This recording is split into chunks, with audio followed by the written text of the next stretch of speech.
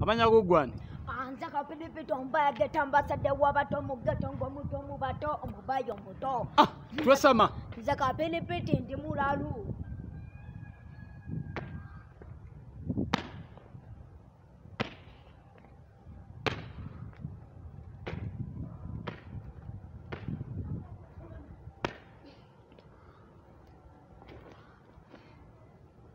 Wale wala na fresh kid mwatandika bifu za mwe. Kati lwacho wala na fresh kid. Kid man nanti yava na yogerawo yogera ngayogera ki kuwembule kubanga nange twali mu timu yemu ya wembule. Okay. Wale wala na fresh kid mwatandika bifu za mwe. Kati lwacho wala na fresh kid. Kid man nanti yava na yogerawo yogera ngayogera ki kuwembule kubanga nange twali mu timu yemu ya wembule.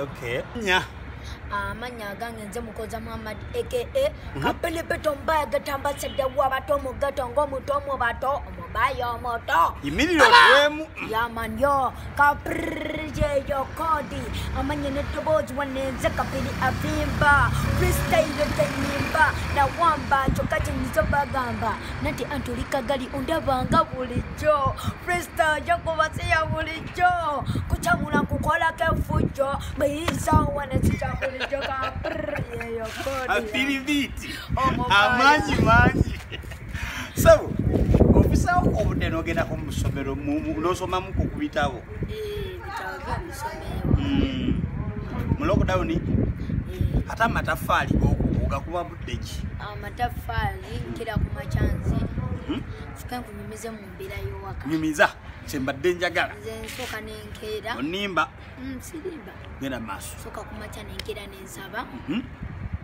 nesinyako ku manyo gange osaba nze nsaba tandika kera ku macha nenzuka nensaba nesinya ku manyo gange nendya ku chokulya engida ku minyo ekyokulya okijja mu lockdown ene abayiminga muka ekyokulya tetulina kingi nnyo era kigenda tumala fenna nanga neona kitwamu amabuloga zofuna ezakawunga ez'omuceere ez'ebijanjaalo kati nze mala nengenda nenkuba ebuloka yange nsobola ofuna sente za lubamu kubanga promotion yeetagisibwa ekyokulya ewaka nsegera fresh kapiripiti fresh kid lil kid then nani awo ring rapper mavana nemukola olimba idea yaliani idea yali omukulu omukuba mwita Kanta Pro. Kanta Pro. Kanta Pro yatugamba mwana sokubeera abomugaso tulina beera bamukwano natuyigiza tukwatagane tuve mu byokwewalana tulyawana nuno wali wala na fresh kid mwatandika bifu za mwe kati lwacho wala na fresh kid kid man nanti yava na yogerawo yogera ngayogera ki kuwembule kubanga nange twali mu timu yemu ya wembule. Okay. Nogamba nti kati nabifinga ebintu bya bifu bikyakola kapiripiti tebikyakola zino saawa kubanga tukwatagana twekyalira tulya kalanki mulya wa sente mulyoke mulye lanki mu abaana abato ife manager ayinza otugulira sombo osanga zalwasa kuba zabita Gwere fresh kid sinzenzeka nafena abaipasombo zeza ulamu ne bamusunira kaka kala noita fresh kid nomugamba fresh kid jangu tulye kana akatiri kitegeera manja kutatugulira butumbuza za lukumi fena abaana tuli mu nyumba abaana 25 hypers amanyi mangi manager yebale nnyo mukama mu blessing naye yetaaga bamukwatirako kwa si kyangu kapiripiti kyenjagala okumanya music ono kati saawa eno oyimiridde wa kaki akapya koolina kosuubira okuleeta era wegeraageranya otya ku baana abato abali mu business saawa eno nze akapya kange obupya bungi akasooka nze kyensooka obbagamba mulinda lubamu obupya ennyimba swazukuba muzinde mu alubamu njagamba leeteko njagamba laga ennyimba zange nga akayimba kakuba bukuli saganka bakame mukamanyi nino kezulira musical oyimiridde otya competition bwetunuyamba n'abato abayimba awo olinga mukyakumekaawo nze ndi number 1 Kapiripiti nja kukuba. Kubanga omanyi wakyengula amazina abawunyi kubanga ndi geta ambassador tibamugerageranya. Waliyo ghetto president gwemanyi yafuuka presidential candidate. Nayo kyobala. Kirungi nnyo. Yafuuka president candidate. Kirungi nnyo. Kati gwe balidde mu nnamba emu awo wooli. Ndi mu nnamba emu simu. Kyekikuteeka mu nnamba emu Kapiripiti. Kubanga nze ndi wanjawulo. Otya? Nze kyenyinza okugamba nti nze akaye siri wanjawulo nnyo. Olwa bulijjo? Nze ndi muntu wa bulijjo. Naye wanjawulo muko mu baana abalala bayimba. Tukamutu okuyimba mbeera wanjawulo. Amaanyi ogajjawa era gyeyo gy'okozesa ku stage Kapiripiti ogijjawa. Nze kiringa kitambo kininnya bulinnya. Njagala kikulinnyemu kati. Kikulinnyemu. Kikulinnyemu. Kyawo kize. Kize taata. Ekitambo kize.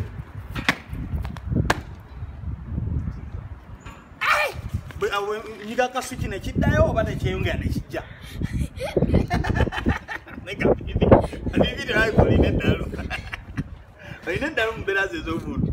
Oba karakita jasitoza nyanzanyi. Nze neddalu. Oli wa ddalu. Kubanga gye nakulira tetwabeeranga mu kigeeti. Wa. Wadde twabeeranga mu Kabujja. Kabujja waneeno Kabujja international oba Kabujja eri? Eri ewalala. Kabujja. Kabujja. Genda teeti. Tata ya. Tata ndiafa. Alright. Nima. Oyingira otya ekibuga Kapiripiti? Omanyi nawe wafuuka muyaaye kati abaana b'ekibuga bakuwonoonye. Musajja omunakyalo kati sebo Kampala gwafuga. Simanyi bingi nnyo kubanga nze nali nja. Simanyi bingi nnyo kubanga nze nali mwana muto. Manejjako kyebisinga bibiri. Engeri gye wajjamu? Sikyabijjukira. Nanze njukirako bitini kubanga nze nali mwana waddalu ku kyalo era nemanyi ne gye mbeera. Ng'okuba bannengolo? Asaba kubanga eddalu nze nali nsomba sukulwa era nebaliza Mukama. Kubanga nze Kapiripiti ndi mwana wa ghetto waliwo byebibiira endabakeno. Twin Brook. Twin Brook mwenna. Ajati ne anko mbebaza nnyo okumpa guno omukisa. Ajati ne Aji mbebaza nnyo okumpa guno omukisa ogw'okusomeranga ku online. Osoma? Oba obeera mu mataffaali? Ngendako mu mataffaali nimaani nsoma. Bano, mbagenda zita na lecture. Guno lesson zitandika ssaawa mmeka? Lesson oluusi nze bwe mba mbudde ku mabulooka oluusi mbayoka ssaawa musanvu kubanga lesson ezisinga zitandika ssaawa musanvu. Kapiripiti osaba? Nze nsaba. Olwa ddiini ki? Musiraamu. Omusiraamu? Mpaamu aya. Mpaayo aya. Mpaayo aya. Aya linako. Mpaayo aya. Omusiraamu ndigaluyige. Kitegeera. Kale eddiini y'Obuyisiraamu etugamba ki mu mbeera yonna? Eddiini y'Obusiraamu kyetugamba kubanga abakyanjiriza manyiko ng'ebyokusaba. Bagamba besmuka alama ate oli bwakugamba salamu aleikum oddamu otya? Salamu aleikum warakumatullah. Omusajja w'amaanyi nno. Omusajja w'amaanyi Kapiripiti. Kapiripiti mu Isirayiri eddembe okola ki? Nze mu Isirayiri eby'eddembe oluusi mbamu kuzina. Kuzina? Nga nnyimba n'enzina. Bidansa ate ndi muyimbi. Nze mu kimu nkikola. Temutiddemu. Ngapasa amamu. Omukyala yange eby'eddembe nsomamu ebitabo ngendamu n'ennyimba n'enzina n'enkuba sama. Okuba sama? Wano so tukubiramu sama ku kkubo? Air oba back? Front? Front nzikuba lwakuba mmotoka. Tujja ziyimiriza Kapiripiti tetwagala tubuzabuza tujja ziyimiriza. Taata kibi nnyo okuzannyira mu kkubo. Kapiripiti oli muyaaye. Sirimba. Tugenda zibi. Ground with due respect muganda wange akola ku ABS TV nkubuuzako. Ajja yimirira wali azistopinge? Ne manager ayimirira wali azistopinge. Tukuwe space okube sama. Kapiripiti sibula akulaba.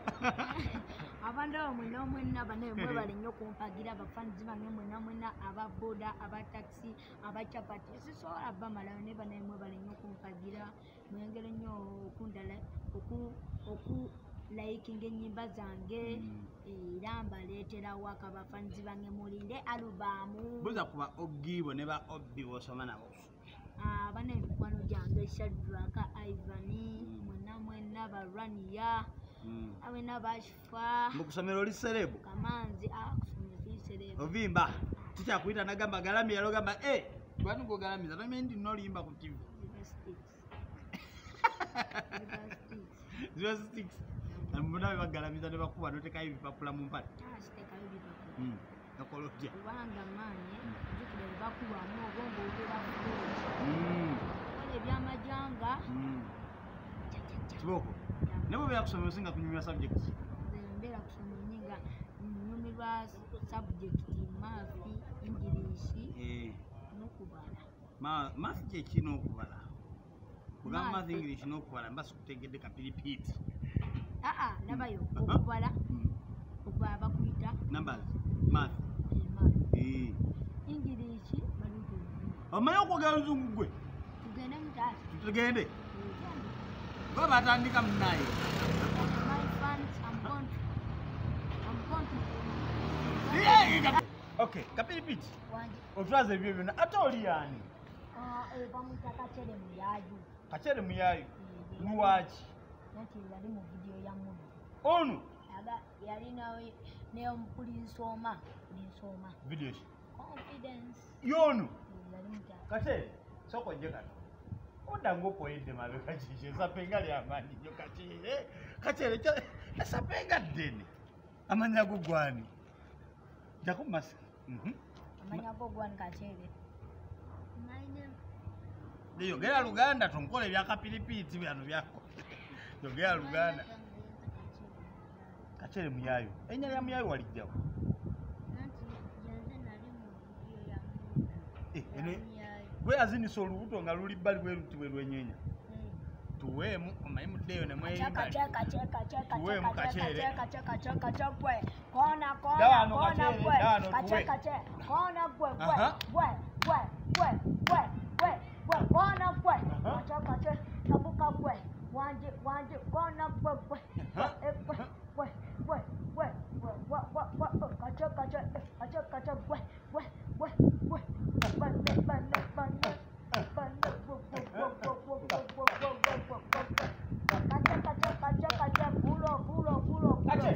jangu tula agamba zino gayigirawa nabanga agaba baayo ennyo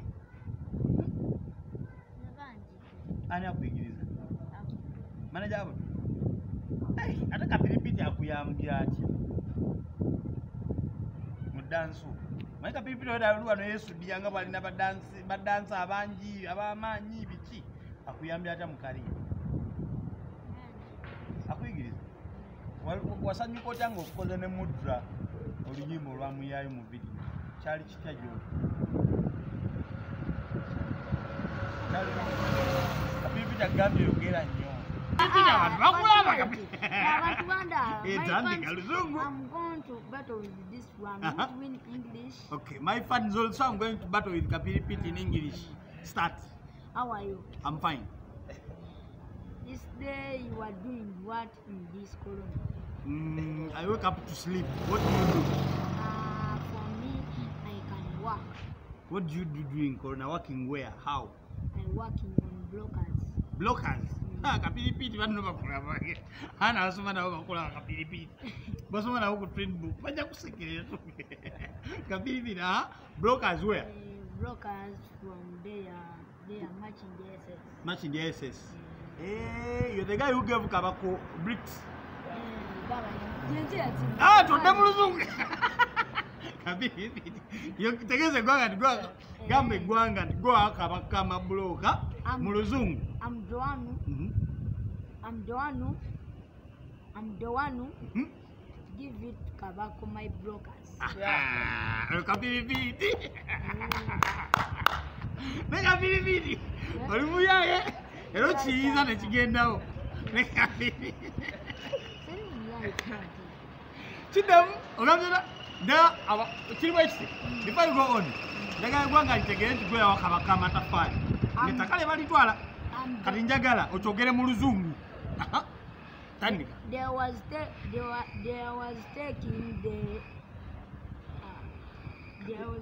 the tackle of Kabako. I said don't take it. Ah, damn. Etakale akabako balitwala. There was taking the land. There was taking the land of Kabako. Nze Kapilipiti nenkwata matafali gange nengamuwa. Me Kapilipiti, I catch my blockers and I give my first Kabako. Kabako azimbemu omusango gende mu koti.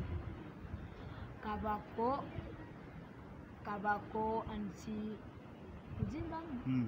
And the Kabako unit. And the Kabako Naziba. It's fine. I can't get up to Rasena. Single Zoom. Hey, Gurmana, I'll get to you. See what I want to Zoom. My fans, thanks for your support. Thanks for loving me. Again, you like my YouTube, my Instagram, my Facebook, my Twitter, all of them you like it. And me, I love you so much. I am cooking for you the loja. Which bands? Which bands? Kapilipiti. Tutegeeza kino. Wengeje ku YouTube ne ku Facebook olina abazungu abakuwagira olina energy ng'eyo yakabako bakuwagira. Sibula abafandi bo mu luzungu abali US. USA. All my white people who's there in UK, in America, I love you so much. Thanks for your support. Thanks for loving me, and me, I love you so much. One day I'm going to come there in UK. Okay. Yes, and I meet for you the show. Massive. Me, Brian Wako, me also love my fans UK. Me one day, one time, I'll come with Kapilipiti and we beat you show. Yes. Bede bulungi. Yeah, yo kodi yaman Kapilipiti ompaya getamba sete gwabato mu geto ngomu tomu bato omubayo muto.